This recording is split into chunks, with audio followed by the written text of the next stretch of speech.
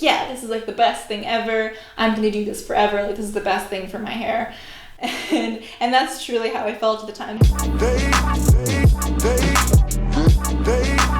Welcome back, my friends. Amanda here, and today I'm going to be talking all about why I didn't use hair products in my hair for 3 years, why I started using only water, what led to that, what were my reasons behind it. So there were a lot of reasons why I gave up hair products and eventually started using only water. I was using 4 different products in my curly hair routine at the time. I had a leave-in, I had an oil, I had a gel, I had a custard, I had a serum, and it was too much, and I felt really overwhelmed and kind of sick of all of the effort and the money and the time that I was putting into my hair at the time. Like, I wasn't really loving my curls. It felt more like a chore. The kind of person that I am, I'm kind of like an all or nothing kind of person. So once I'm committed to something, like, that's like my focus.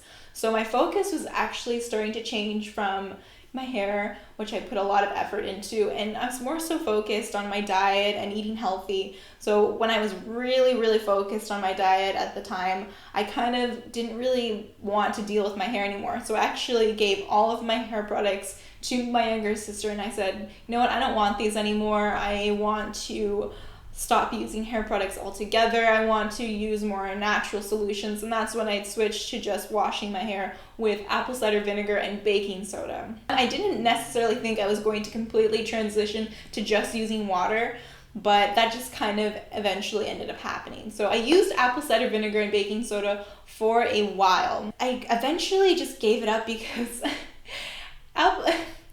it just felt like, why? I just felt like this just feels like another product to me. Maybe I can take this a step further. I'm always trying to push the boundaries with my experiments to kind of see what works best. And once I just started using water, I felt like, hey, this works pretty well too. And this was around the time when I was starting to experiment with protective styles like Marley locks for the very first time. And obviously when you have protective styles in our braids, you can't like wash and shampoo your hair like you usually would. So I started to become very comfortable with the idea of using like nothing in my hair except for some essential oils. Like, I used rosemary and lavender essential oils to kind of freshen my scalp during the time that I had my protective styles in. So when I finally took them out, I felt like I wanted to get actual locks. Like, I felt like it was something I really wanted to commit to. At the time in my life, it felt very much in line with who I was, what I wanted, my goals, and everything just kind of forged into that path. Ever since I was little, I knew at some point in my life I would have locks. Like, it was something that I had envisioned for myself. And I loved my locks for a very long time. But the story ends with me eventually having to buzz my head. Now, there were a lot of factors that went into me having to chop off all of my hair. The biggest factor, which I'm going to mention here, I'm not going to mention all the other issues that I had. Maybe that could be a separate video, but I developed a very severe allergic reaction to dust, and the dust was in my hair, like embedded inside my locks. So there was no real way for me to get rid of that except for to cut it off. And this could have been a potentially really bad allergy. It could have been possibly even life-threatening, who knows. But my entire face had swollen up. My eyes were completely closed shut. My face had grown and was so swollen and horrible and puffy. Like, I was terrified. So it was no messing around kind of situation. So I just removed my locks altogether. So at this point, a lot of time had passed, and I'd been very accustomed to only washing my hair with water. And at this point, I actually stopped using essential oils altogether. It was just water. So now I had this freshly buzzed head of hair, and I figured water is super easy. Like, this is the easiest kind of hair that I've ever had. It takes 2 seconds to just massage my scalp, get the water, and rub it around. And as it started to grow, that's just what I continued to do. Thought that I needed the products to have nice hair. I was getting very frustrated actually with being a product junkie, because it's not very flexible, and you feel sort of trapped in, you feel kind of chained to these products. You feel like you are owned by the product. Around this time, this is when I became pregnant and I moved to Costa Rica with my husband Alex, and I was continuing to just wash my hair with water. and it was super easy, and I was like super for it. I'm like, yeah, this is like the best thing ever. I'm gonna do this forever. Like, this is the best thing for my hair. And that's truly how I felt at the time. At the time, I felt like I'm always going to only use water forever.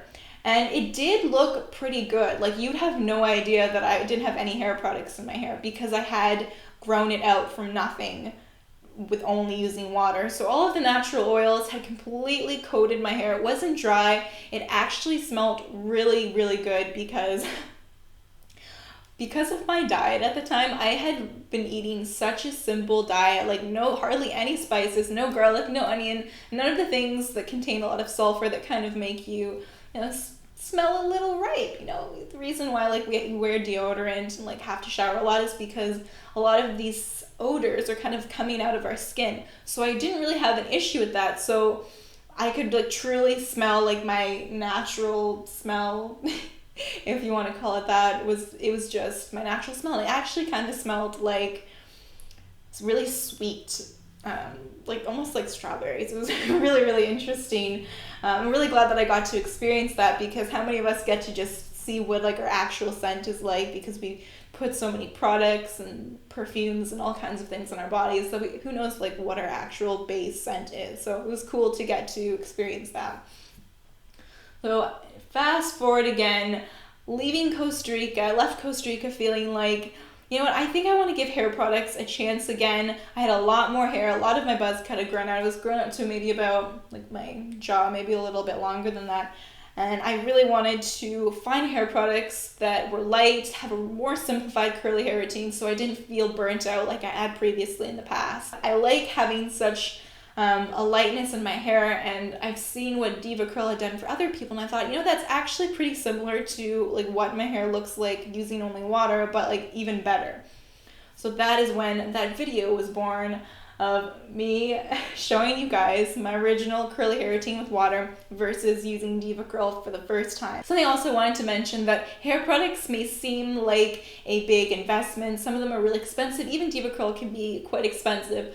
But I feel like it is so worth it because it makes such a difference, and you don't even use that much. Like the bottle that I bought, one of DevaCurl's big bottles, and it's been 6 months and I've barely put a dent in that. Like I'm not even halfway done that bottle. So depending on how much you wash your hair, you can really make your hair products last longer. And I do recommend that. Like I recommend going for as long as you can in between washes, because I feel like it is so beneficial to give your hair a break from stripping your hair from all the products, just putting it up, letting it be, and truly trying to stretch out your washes. Takeaways for this video: I would not necessarily recommend using only water for everyone. It's kind of a commitment. You kind of have to not care what people think, because when people find out that like, oh, you don't like use hair products, like you only wash your hair with water, like that's kind of gross. Like I was okay with that, and it was a really great self-growth process for me into not caring what people think and like doing what I want to do.